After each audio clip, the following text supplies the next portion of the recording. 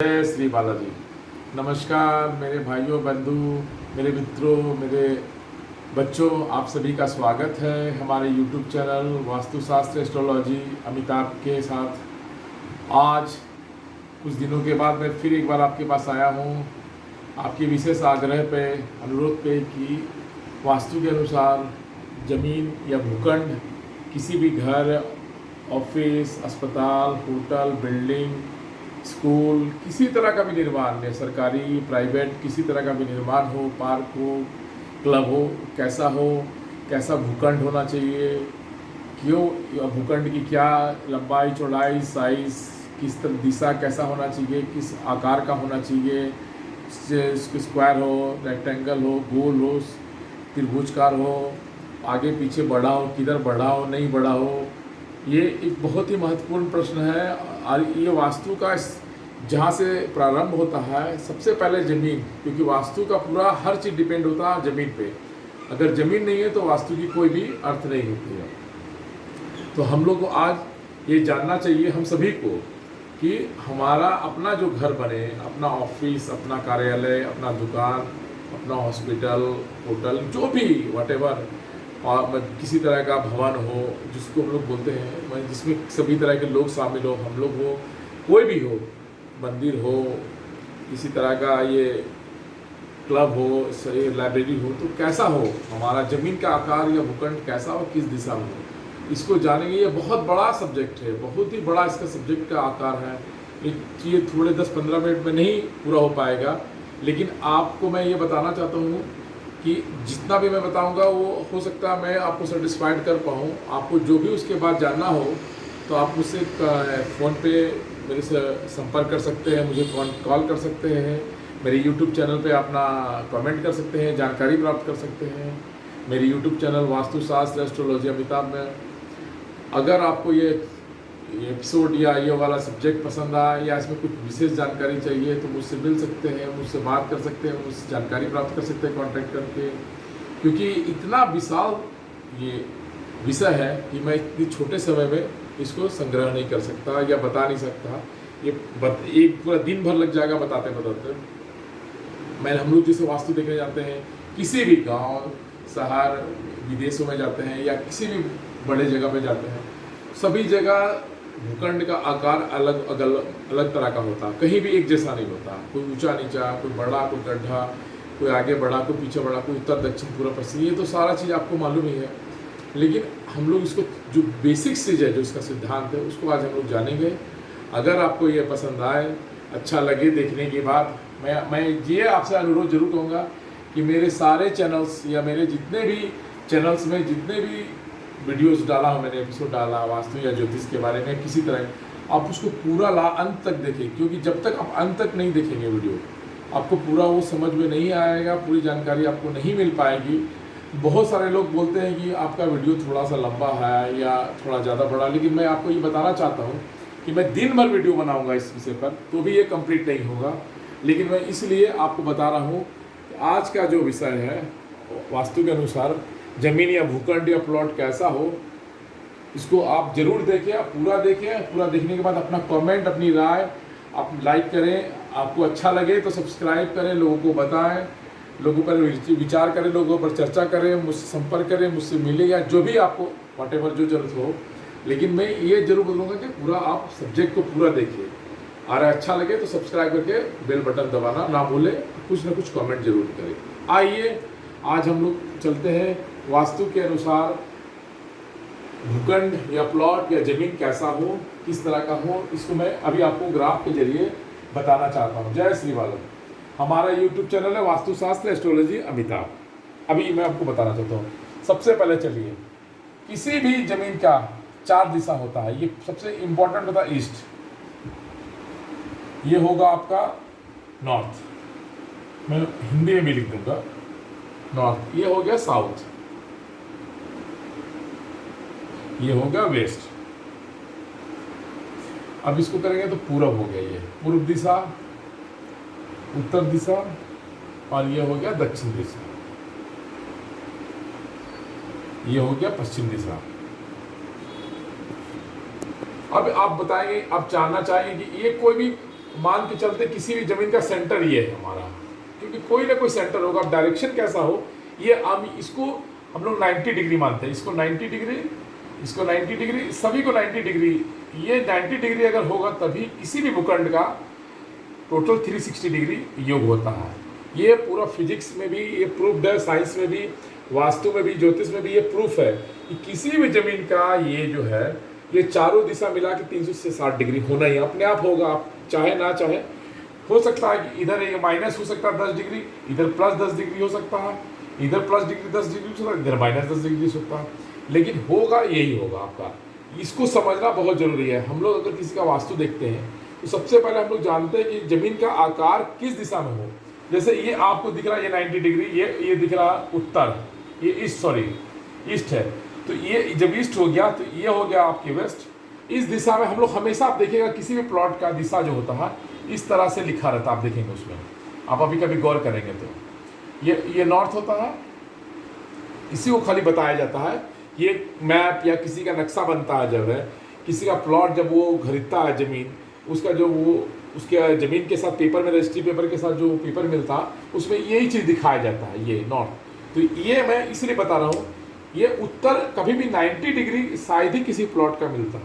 89 मिलेगा, 88 मिलेगा, 87 मिलेगा, 80 मिलेगा, 45 डिग्री से कम अधिक ज़्यादा हो, ये समझने का बहुत ज़रूरी है। 45 डिग्री से अगर ज़्यादा या कम हो तो उसका दिशा एकदम चेंज हो जाता है, उलट जाता है। यही वास्तु का मेन ये है। इसमें अगर अच्छा से आप नहीं देखेंगे तो पूरा का पूरा आप उस घर का वास्तु गलत बना देंगे, गलत बन जाएगा, और उसको फिर बाद में सुधार करने में बहुत पैसा खर्चा होगा। क्योंकि कोई भी घर बनता है, किसी का भी घर का निर्माण होता है तो बिल्डिंग में बहुत पैसा खर्चा होता है। आज इतना महंगाई है, मजदूर, सीमेंट, बालू, छड़, जितना भी चीज़ें हैं सामान यूज होती है घर के बनाने में, वो बहुत महंगा हो गया। तो मैं ये बताना चाहता हूँ आपको कि ये कभी भी आप अपने घर को 90 डिग्री मान के नहीं चलिए कि मेरा उत्तर या पूरब दिशा जो भी है 90 डिग्री का होगा। यहाँ पे मैं उत्तर इसलिए बता रहा हूँ कि उस मैप में उत्तर रहता बना हुआ है, ये मैं इसलिए बताया हूँ आपको। यहाँ पूरब है, लेकिन आपको मैं इसलिए बता दे रहा हूँ कि ये नॉर्थ जो रहता है यही रहता है, ऐसे करके बना हुआ है। इसको मान के मत चलिए, इसके साथ को रिलेटेड नहीं करिए। वो मैप देखिएगा, आपका नक्शा जो पास होता है नगर निगम, नगर पालिका या जिला परिषद, कहीं से भी जहाँ से पास होता है आपका नक्शा महानगर पालिका से, तो उसमें ये रहता। अब देखना चाहता, अब मैं फिर से अब इसमें आता हूँ, इसको मैं अब चेंज करता हूँ कि हमारा नक्शा कैसा, प्लॉट कैसा कैसा हो सकता है। तो प्लॉट जानने के लिए मैं सिर्फ आपको बताने के लिए, समझने के लिए पूर्व दिशा के हिसाब से चला रहा हूँ। ये हो गया स्क्वायर प्लॉट, स्क्वायर, इसको वर्गाकार बोलते हैं।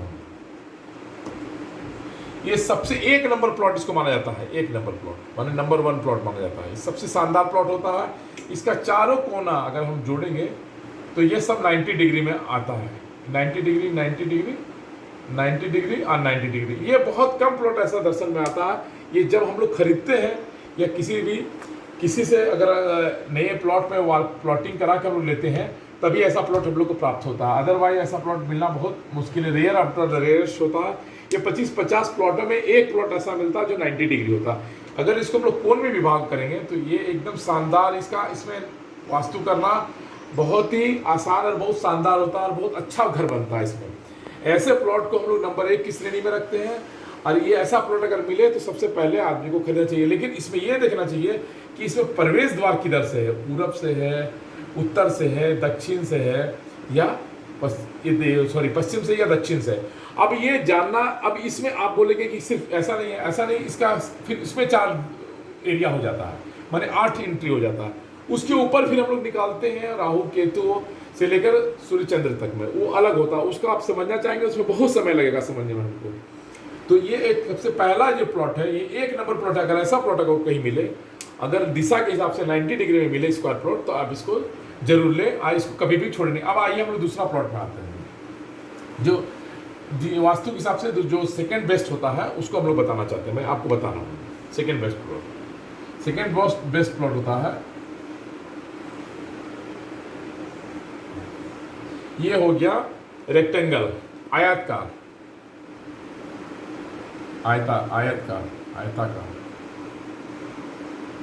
इसको रेक्टेंगल बोलते हैं। अब बता रहे हैं इसमें क्या होता है कि इसमें दो भुजा रहता है। एक तो है पूरब की तरफ अगर लंबा है तो पश्चिम की तरफ भी सेम आकार का होना चाहिए, ये और ये दोनों बराबर होना चाहिए। इसमें कोई भी एक रत्ती भर का भी फर्क नहीं आना चाहिए। ये दोनों भुजा में कोई फर्क नहीं चाहिए। ये रेक्टेंगल होता है, इसको सेकंड बेस्ट माना जाता है। Second best plot of the world होता है ये, second best plot of the world. Vastu के अनुसार इससे अच्छा दूसरा प्लॉट कोई नहीं होता है। घर बनाने, हॉस्पिटल, ऑफिस, दुकान, जो भी है वॉट एवर आपको चाहिए, स्कूल, क्लब या जो भी सरकारी भवन बनाना हो, भवन का निर्माण करना हो, तो ये बेस्ट प्लॉट होता है। अब इसमें बोलेंगे इसका सेंटर ये हो गया, लेकिन इसकी लंबाई बड़ा, ये मान लीजिए अगर 100 है ये तब वही 100 होगा, ये अगर 50 है तो ये 50 होगा। इसमें 1 इंच का भी फर्क नहीं होना चाहिए। अगर फर्क होगा तो हम लोग वास्तु के अनुसार उसको ठीक करते हैं, लेकिन ये अगर किसी को प्लॉट ऐसा प्राप्त होता है तो उसको जरूर लेना चाहिए, और इससे बढ़िया प्लॉट आपको मिलेगा नहीं। सेकंड बेस्ट प्लॉट ये घर बनाने, घर के निर्माण में या आवास या व्यापार के लिए शानदार प्लॉट माना जाता है। आइए और हम लोग उसके बाद चलते हैं। प्लॉट की कितनी तरीके हैं ये इसकी कोई गिनती नहीं है, लेकिन मैं मुख्य प्लॉट बता दे रहा हूँ क्योंकि वीडियो बहुत ज़्यादा लंबा हो जाएगा। आप फिर बोलेंगे कि वीडियो आपका अमिताभ जी बहुत लंबा हो गया, आपको ये बहुत समय लगा देखने में। लेकिन मैं आपको बताना चाहता हूँ किसी चीज़ की भी जानकारी के लिए, क्योंकि ये हज़ारों साल पुराना है और वास्तु के अनुसार अगर हम किसी चीज़ का निर्माण करते हैं तो उसकी लाइफ बहुत लंबी होती है। घर में सुख, समृद्धि, शांति का वास होता है, आर्थिक रूप से आप खुशहाल रहेंगे, घर में विद्या का रहेगा, आपस में सामंजस्य रहेगा, लड़ाई झगड़ा नहीं रहेगा, बाल बच्चे, माँ बाप, भाई बहन सब अच्छे से रहेंगे, व्यापार भी अच्छा चलेगा, आर्थिक धन की भी प्राप्ति होगी। बहुत मुश्किल है ऐसे घरों का चुनाव करना। लोग फ्लैट ले लेते हैं बिना देखे, बिना सोचे समझे, क्योंकि फ्लैट में मिलता नहीं है। तो मैं इसलिए वापस बोलता हूँ कि हमारे साथ जो भी बिल्डर जुड़े रहते हैं, हम उन बिल्डर को बोलते हैं थोड़ा ज़मीन आप छोड़ के बनाओ, इससे इस तरह का फ्लैट का निर्माण हो सके जिसमें स्क्वायर रेक्टेंगल प्लॉट हो सके। अब रहा कोई प्लॉट इस तरह का रहो, हल्का सा ये डायगोनल हो, ये जैसे इस तरह का प्लॉट हो, तो ये इसके कोण जो है, कोई भी कोण आपस में बराबर नहीं है, इसमें कोई भी कोण इसमें बराबर नहीं है। तो ये अठ कोण, 4 कोण, 7 कोण कोई भी हो, लेकिन इसका कोई दिशा तय नहीं होता। तो ये जैसे ये अपना हुआ, ये 100 हुआ, ये हो गया 70, ये हो गया 60, ये हो गया 58। तो इस तरह के प्लॉटों का कोई बहुत ज़्यादा नहीं। इसको हम लोग को वास्तु के अनुसार सुधारना पड़ता है, इसमें सुधार करते हैं हम लोग, करेक्शन करते हैं। इस प्लॉट का कोई अपना आकार नहीं है। आप बहुत सारे, मैं प्लॉटों में जाता हूँ, ज़्यादातर प्लॉट इसी तरह के, इसका सेंटर ये मान भी चलिए, तो इसको निर्माण करने में बहुत सारा ज़मीन की बर्बादी होती है इस तरह के प्लॉटों में। फिर भी मैं बता रहा हूँ इस तरह के प्लॉटों को अगर आप वास्तु के अनुसार बनाएंगे, अगर कुछ इसमें ज़मीन का इसमें त्याग करेंगे या ज़मीन को सही तरीक़ा से यूज़ करेंगे तो आप उस प्लॉट का निर्माण हम लोग कर सकते हैं। इसके बाद हम लोग आते हैं, ये एक प्लॉट हुआ, दिशा मेरा फिक्स है ऊपर में, मैं दिशा खाली आपको समझाने के लिए लिखा हूँ कि हो सकता है आपका मुख्य द्वार जो है नॉर्थ से हो, पश्चिम से हो, दक्षिण से हो, या दक्षिण कोई से कोना हो। सो कुछ प्लॉट होते हैं इस तरह के, इनका कोई आकार नहीं है। ये बड़ा हुआ अग्निकोण इसका बड़ा हुआ है, ये बहुत घातक होता है इस तरह के प्लॉटों में अगर वास करते हैं तो। आप आइए इसको बिना सुधारे अगर रहते हैं तो अग्निकोण बढ़ जाने से, अग्नि आप ऐसे ही जानते हैं अग्नि जब बढ़ जाता है तो क्या होता है। अब इसको मान लीजिए, ये इसको हम लोग, ये एक हो गया प्लॉट, इसको सुधार करना पड़ता है। अब ये मान लीजिए ये प्लॉट हुआ, ये अगर आके आकार ऐसे में ऐसा बड़ा हो गया, अगर ये आपका पश्चिम कोण बना हो गया तो पश्चिम हम लोग भाग, बृहद भाग या माने अग्रभाग हम लोग बोलते हैं, इसमें भी बहुत प्रॉब्लम होता है। या दक्षिण बड़ा हो गया इस तरह का। लेकिन इसमें भी अगर एक प्लॉट बहुत अच्छा है जो थोड़ा सा निकला हो, उसको हम लोग बोलते हैं ईशान कोण अगर निकला हो, उसका भी हम लोग देखना पड़ता है कि ईशान कोण किस तरह से निकला हो। बाकी चीज़ की लंबाई चौड़ाई ठीक है कि नहीं, जैसे ये हो गया ऐसे, तो इसका ये ईशान कोण है, ये ईशान कोण ये अगर निकला है किसी का प्लॉट में ईशान कोण, और बाकी ये साइज में अगर हम लोग देखते हैं वास्तु के अनुसार ठीक है, तो ये प्लॉट हम लोग थोड़ा सा अच्छा मानते हैं वास्तु के अनुसार, ये निकला रहना। लेकिन ये डिपेंड करता है कि किस दिशा में निकला हो ये प्लॉट। ये हमारा है उत्तर पूर्व, जिसे कोण लिखा था मैंने आपको थोड़ा सा समझने में, ये जैसे नॉर्थ ईस्ट है, नॉर्थ ईस्ट उत्तर पूर्व जिसको बोलते हैं, ये अगर बढ़ा हुआ है तो ये आपके लिए लाभदायक, बहुत फलदायी होगा। अगर ये प्लॉट बाकी चीज़ ठीक हो और घर में इसका निर्माण हम लोग अगर सब पूर्ण रूप से वास्तु के अनुसार करते हैं, वास्तु के सिद्धांत को अपनाते हैं, तो ये प्लॉट आपके लिए शुभ और बहुत फलदायी होता है। बहुत जगह देखा होगा आपने, हम लोग का घर का या फ्लैट का भी निर्माण या दुकान का, ऑफिस का, भवन का, सरकारी भवन का निर्माण करते हैं, तो इस तरह के प्लॉटों का ये मिलता बहुत कम है, लेकिन अगर ऐसा मिलेगा आपको तो आपके लिए ये बहुत फलदायी और शुभकर होगा। ये कभी कभी आपको बाय डिफ़ॉल्ट या किसी न किसी रूप से मिल जाता है। मैं देखा हूँ बहुत लोगों को इस तरह के कुछ प्लॉट में आप इस तरह का देखिएगा, हल्का सा गोल या इस तरह का प्लॉट हो, ये एकदम टफ प्लॉट माना जाता है, बहुत माने हार्ड प्लॉट, माने टफ जो बोलते हैं हम लोग, कठिन प्लॉट इसको बोलते हैं हम लोग। इसको सुधारना, इसमें बहुत ज़मीन बर्बाद करना पड़ता है, इसका क्यों दिशा नहीं रहता, किधर से उठा किधर से सीधा करे, ये बहुत प्लॉट टफ होता है। बहुत लोग ज़मीन सस्ता मिलता है तो खरीद लेते हैं। कभी भी सस्ता ज़मीन ना खरीदें, जब भी ज़मीन खरीदें अच्छा ज़मीन खरीदें। अब मतलब आकार में सुधार, आकार में सही हो, वास्तु के अनुसार हो, नहीं तो किसी से सलाह ले लें, किसी भी वास्तुकार से या कहीं भी पता कर ले, बात कर ले और तब ले कभी भी। अब रहा बात कि ये एक हो गया प्लॉट का तरीका, मैं एकदम संक्षेप में बता रहा हूँ। इसमें बहुत आकार होता है, 50 आकार मिल जाएगा इसमें ज़मीन में। किसी की पूरब निकला हुआ है, किसी का पूरब के साथ अग्निकोण भी निकला हुआ, किसी के साथ ये दक्षिण नैऋत्य कोण निकला हुआ, किसी का ये कटा हुआ हो, आपका वायु कोण कटा हो, ये किसी का यही कोण कट गया हो, अग्निकोण कट गया हो या नैऋत्य कोण कट गया हो, या किसी का ऐसे घुस के हो, इस तरह का प्लॉट हो। तो प्लॉट के आकार का कोई गिनती नहीं है। बहुत लोग सस्ता लेने का चक्कर में या ज़मीन नहीं मिलता है तो ले लेते हैं कि चलो ज़मीन ले लेंगे, लेकिन उनको बाद में उस ज़मीन से बहुत तरह का उनको परेशानी या कठिनाई झेलना पड़ता, सुधार करना पड़ता, इसमें बहुत खर्चा होता है उनको, बाद में बहुत परेशानी होती है घर में और घर के लोगों को, पढ़ाई लिखाई में, आर्थिक व्यापार, सभी चीज़ों में। आइए मैं अब आपको बताता हूँ कौन सा ज़मीन सबसे अच्छा हो। जिस ज़मीन कोई भी मान लीजिए ज़मीन है, ये सपोज करिए एक किसी का प्लॉट है, मैं अच्छा ही प्लॉट चुन रहा हूँ, तो अब इसमें देखा जाता है किसी का ये भाग ऊंचा हो जाता है, ऊंचा, मैं ऊंचा के लिए बता रहा हूँ, मैं ऊंचा, या ये भाग नीचा हो गया किसी का, नीचा मतलब गड्ढा हो, गड्ढा इसको बोलते हैं, या ऊपर हो, इसको ऊपर पे, ये हो सकता है ऊपर, या डाउन हो सकता है, या ये ऊपर हो सकता है, ये डाउन हो सकता है, बीच में गड्ढा हो, बोरिंग हो या कुआं हो।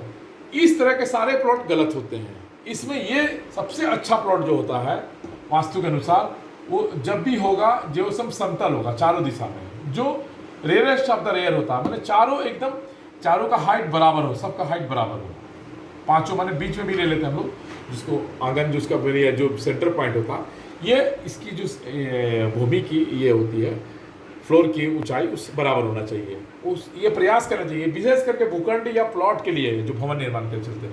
अगर वादिवे इस चारों का अगर ये किसी में भी अगर ये प्लॉट ऊंचा हो और ये डाउन हो, ये डाउन हो और ये ऊंचा हो, तो सब आकार में खराब हो। ये गड्ढा हो चाहे ये ऊंचा हो, माने ये ऊंचा भी हो सकता है, ये डाउन भी हो सकता है। ये सारे स्थिति में इनको सुधारना पड़ता है, निर्माण के पहले इनको ठीक करना पड़ता है, वास्तु पूजा कराया जाता है, वास्तु के अनुसार उसको पूरा शुद्धिकरण किया जाता है, तभी हम लोग निर्माण करने के लिए सलाह देते हैं। कि बहुत सारे लोगों को देखता हूँ मैं कि किसी तरह से प्लॉट मिलता है, उनका निर्माण कर लेता है, लेकिन बाद में उनको बहुत कठिनाई, बहुत सारा तोड़ फोड़ करना पड़ता है, घर से हो सकता है घर से निकलना पड़ता हो, दूसरे घर में जाना पड़ता हो, किराएदार रखते हैं, किराएदार को परेशानी होती है, घर में बच्चे पढ़ नहीं पाते हैं, बहुत तरह के कठिनाई का सामना करना पड़ता है।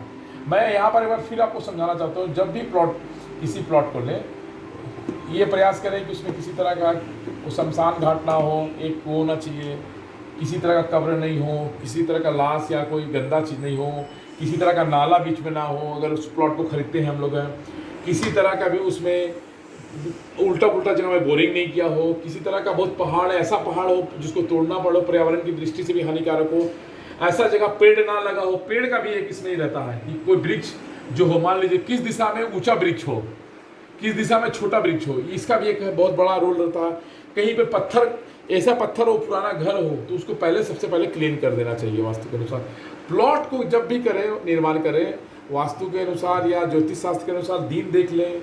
सबसे पहले मैं यहाँ एक बार फिर बताना चाहता हूँ, ये मैं एक बार आपको जो मोटे तौर पे मैं बता देता हूँ कि ज़मीन का जब भी आप क्रय करें या प्लॉट का क्रय करें, प्लॉट को करें, दिन देख लें, अच्छा दिन ज्योतिष शास्त्र के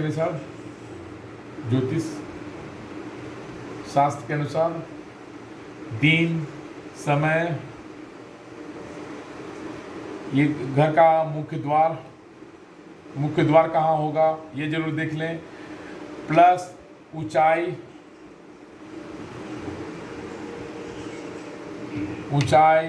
गड्ढा, पहाड़, लंबाई, चौड़ाई, किसी तरह का पुराना भूखंड ना हो जिसमें कब्र, सौदा, मतलब मेरे हिसाब से नेगेटिव चीज़ ना हो किसी तरह का। अगर नेगेटिव हो तो उसको सबसे पहले शुद्धिकरण करा ले। शुद्धिकरण कराने से आपको उस घर में लाभ ही लाभ होगा। उसमें वास्तु पूजा इतना देखने के बाद मैं आपको बताना चाहता हूँ, मैं इतने छोटे ही है, मैं इसीलिए मैं बोल रहा हूँ, इसमें सारा चीज़ बताना संभव नहीं होता है। आप जब भी हो, आप किसी भी वास्तुकार से, किसी से भी संपर्क करके पूरे की चीज़ का ज्ञान जरूर प्राप्त कर लें। मेरे से नहीं, चाहे किसी से भी हो, वास्तु के अनुसार